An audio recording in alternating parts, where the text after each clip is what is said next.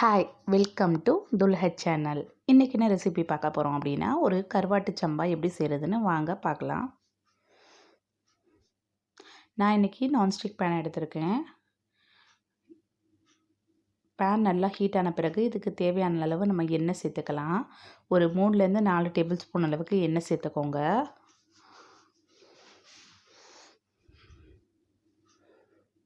எண்ணெய் நல்லா ஹீட் ஆகணும். இது ரொம்ப சீக்கிரமாக செய்யக்கூடிய ஒரு ரெசிபி தாங்க. சீக்கிரமாக செஞ்சிடலாம். சாப்பாடு எல்லாத்துக்குமே இது செட் ஆகும். இப்போ நான் வெங்காயம் ஒரு 5லேருந்து 6 வெங்காயம், பெரிய சைஸ் வெங்காயம்னா 4 வெங்காயம் போட்டுக்கோங்க. சின்னதாக இருந்தால் ஒரு 6 இல்லை 7 போட்டுக்கோங்க. அதை பொடியாக நறுக்கி போட்டு சேர்த்துக்கலாம். இது ரொம்ப சீக்கிரமாக செஞ்சிடலாம். ஒரு சாப்பாட்டுக்கு, சாதத்துக்கு எல்லாத்துக்குமே சூப்பராக இருக்கும். நார்மல் ஏதாவது தோசைக்குனாலும் சரி, இட்லினாலும் சரி, இது ஒரு தனி டேஸ்ட்டு கொடுக்கும். இப்போ வெங்காயம் வேகிறதுக்கு கொஞ்சமாக நம்ம உப்பு சேர்த்து நல்லா வதக்கி விட்டுட்டு ஒரு மூடி போட்டு மூடிடலாம். இப்படி பண்ணோம் அப்படின்னா சீக்கிரமாக வெங்காயம் வெந்துடும். நான் இப்போ வந்து நெத்திலி கருவாடு எடுத்திருக்கேன். இப்போ இது 2 வாட்டி அலசிட்டு வேறு தண்ணி நம்ம மாற்றி வச்சுக்கலாம். இது ஊறட்டும். இப்போ வெங்காயம் நல்லா வெந்துருச்சான்னு இப்போ ஓப்பன் பண்ணி பார்க்கலாம். வெங்காயம் நல்லா வெந்துருச்சு. இது சப்பாத்தி கூட நல்லாயிருக்கும். அவ்வளோ டேஸ்ட்டாக இருக்கும். ரொம்ப ஈஸியாக செய்யக்கூடிய ஒரு ரெசிபி தாங்க இது.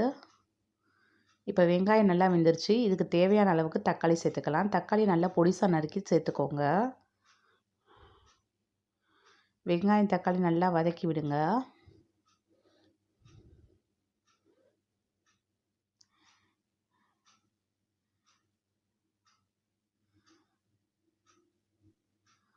இப்போ ஒரு மூடியை போட்டு நம்ம மூடி வச்சிடலாம். வெங்காயம் தக்காளி நல்லா வேகட்டும். இப்போ திறந்து பார்க்கலாம். தக்காளி நல்லா வெந்துருச்சு. நல்லா மசிச்சு விட்டுக்கோங்க. தக்காளி எங்கேயாவது வேகலை அப்படின்னா லைட்டாக மசிச்சு விட்டிங்கன்னா வெங்காயம் தக்காளி நல்லா வெந்துடும். இப்போ இதுக்கு தேவையான அளவுக்கு வந்து நம்ம கொஞ்சமாக மிளகாய் தூள் சேர்த்துக்கலாம். நான் ஒரு 2 டேபிள் ஸ்பூன் அளவுக்கு மிளகாய் தூள் சேர்த்துக்கிறேன். மிளகாய் தூள் சேர்த்து நல்லா வதக்கி விட்டுக்கோங்க.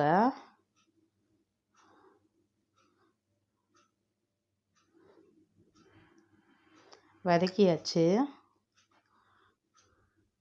இப்போ நம்ம எடுத்து ஊற வச்சுருக்க கருவாடை வந்து இப்போ இதில் சேர்த்துக்கலாம்.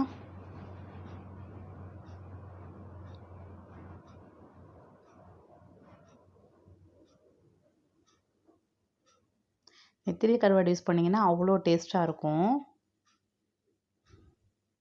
இப்போ இதுக்கு தேவையான அளவு உப்பு சேர்த்துக்கோங்க. ஏன்னா கருவாட்டில் கொஞ்சம் உப்பு இருக்கும். அதனால் நீங்கள் பார்த்து சேர்த்துக்கோங்க. எந்த அளவுக்கு உங்களுக்கு வேணும் அப்படின்னு நினைக்கிறீங்களோ அந்த அளவுக்கு சேர்த்துக்கோங்க. அவ்வளோதான், நம்மளுடைய கருவாடு சம்பா ரெடி ஆகிடுச்சு. தேங்க்ஸ் ஃபார் வாட்சிங்.